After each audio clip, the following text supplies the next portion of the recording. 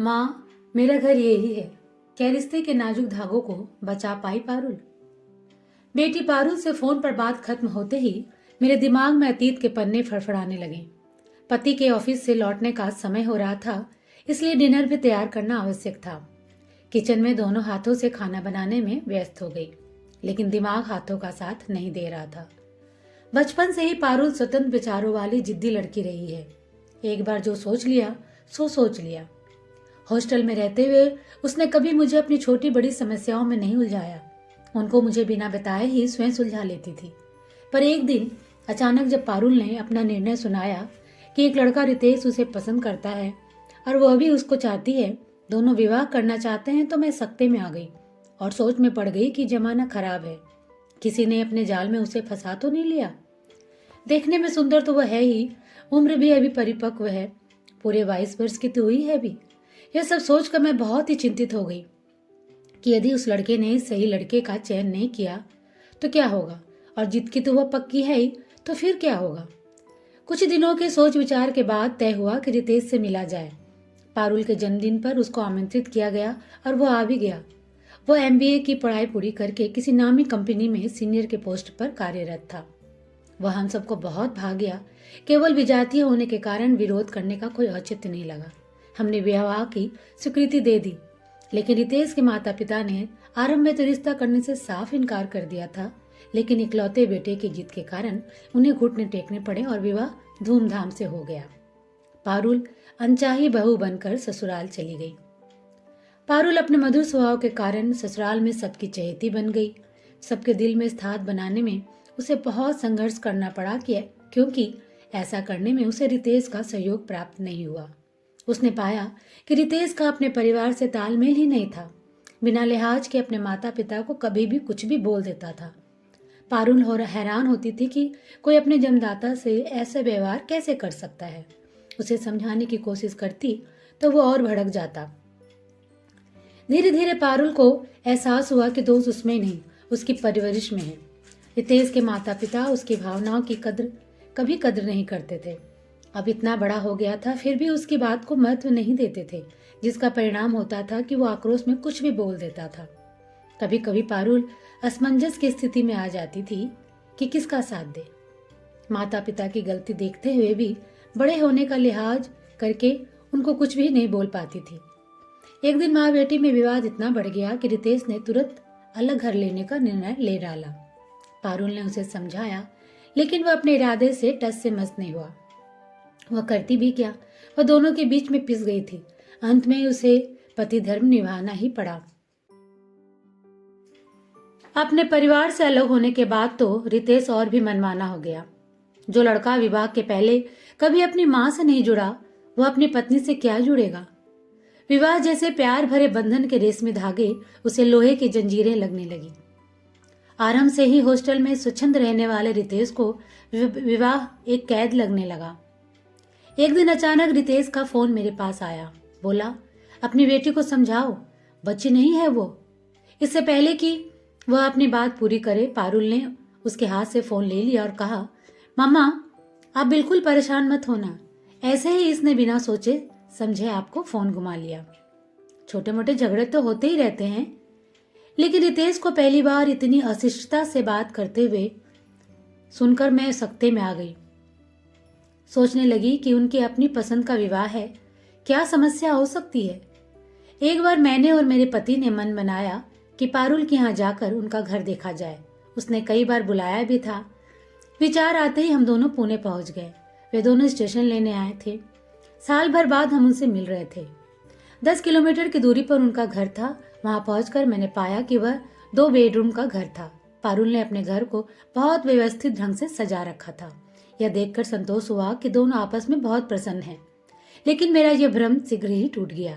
अगले ही दिन सुबह मैंने देखा कि रितेश पारुल को छोटी छोटी बातों में नीचा दिखाने में नहीं चूकता था, चाहे उसके खाने का, कपड़े पहनने का या खाने बनाने का ढंग हो। वह उसके किसी भी कार्यकलाप से खुश नहीं रहता था। बात बात में ताने देता रहता था कि उसको कुछ नहीं आता, वह कुछ नहीं कर सकती।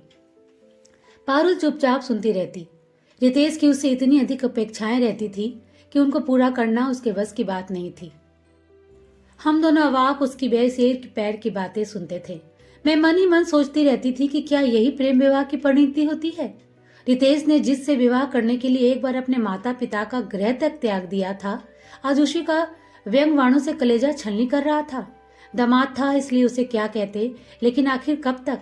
एक दिन मेरे सब्र का बांध टूट गया था और मैं पारुल से बोली, चल अभी हमारे साथ वापस चल। हमने देख लिया और बहुत झेल लिया तुम सबका तमाशा। मेरे बोलते ही रितेश उठकर घर चला गया। पारुल बोली, मम्मा मुझे उसकी तो आदत पड़ गई है। मेरा उसको छोड़कर आपके साथ जाना ठीक है क्या? ऐसी बातें तो होती रहती है। देखना थोड़ी देर में वह सब कुछ भूल जाएगा और सामान्य हो जाएगा। मैं अपनी बेटी पारुल की बात सुनकर दंग रह गई। इतनी सहनशील तो वह कभी नहीं थी, पर असम्मान आत्मसम्मान भी तो कोई चीज होती है। मैंने कहा, बेटा तूने उसके इस बर्ताव के बारे में हमें कभी कुछ नहीं बताया। क्या बताती मम्मा, शादी भी तो मेरी मर्जी से हुई थी, आप सुनकर करती भी क्या। लेकिन इसमें रितेश की भी गलती नहीं है मम्मा। आपको पता है कि उसकी माँ ने बचपन से ही उसे हॉस्टल में डाल दिया था। उसने कभी जाना ही नहीं परिवार क्या होता है और उसका सुख क्या होता है।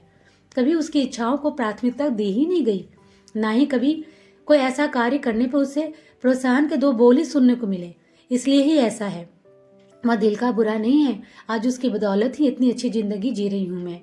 धीरे धीरे सब ठीक हो जाएगा, आप चिंता ना करें। लेकिन मुझ पर उसके तर्क का कोई सकारात्मक प्रभाव नहीं पड़ा था। पारुल ने मेरे चेहरे के भाव पढ़कर रितेश को फोन करके घर आने के लिए कहा और वह आ भी गया। दोनों ने एक और जाकर कोई बात की। उसके बाद रितेश हमारे पास आया और बोला, सॉरी मम्मी पापा। हम दोनों का मन ये सुनकर थोड़ा हल्का हुआ। हमारे लौटने का दिन करीब होने पर हम पारुल के सास ससुर से मिलने गए। उसकी सास ने कहा, मेरी बहू पारुल तो बहुत स्वीट नेचर की है, मुझे उससे कोई शिकायत नहीं है। हमें यह सोचकर बहुत संतोष हुआ कि कम से कम उसकी सास तो उससे बहुत प्रसन्न रहती है। एक दिन पारुल ने जब मुझे मेरी नानी बनने का समाचार देके हमें चौंका दिया तो हम खुशी से फूले नहीं समाये। उसका कहना था कि उसकी डिलीवरी के समय मुझे ही उसके पास रहना होगा, नहीं तो रितेश और अपनी सास के विवादों से उस समय वो परेशान हो जाएगी। नियत समय पर मैं उसके पास पहुंच गई। उसने चांद सी बेटी को जन्म दिया। दोनों ओर के परिवार वालों के साथ रितेश भी बहुत प्रसन्न हुआ। मैंने मन ही मन सोचा पारुल के मां बनने के बाद शायद उसका बर्ताव उसके प्रति बदल जाए, लेकिन ऐसा कुछ नहीं हुआ। पारुल कहती, मम्मा आप उसकी अच्छाइयां भी तो देखो, कितना स्वावलंबी और मेहनती है। थोड़ा जवान का कड़वा है तो होने दो, अब उसकी आदत पड़ गई है जो मुश्किल से ही छूटेगी। मैं माँ थी, मुझे तो रितेश के रवैये से तकलीफ होनी स्वाभाविक थी।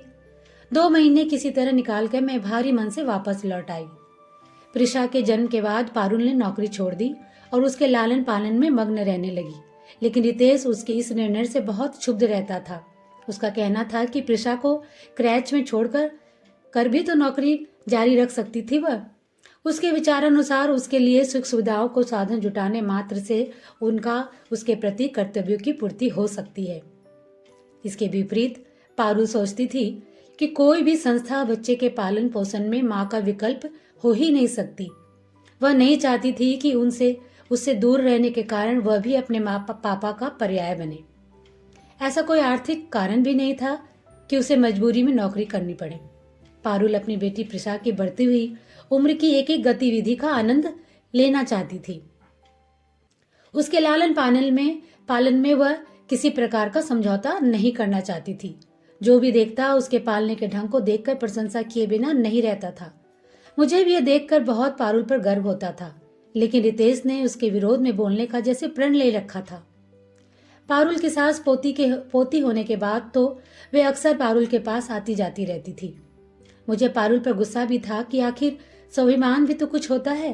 मैंने उसे कई बार समझाया, वह सुधरने वाला नहीं है। आदमी दिल का कितना भी अच्छा हो, उसे अपनी जवान पर भी कंट्रोल रखना चाहिए।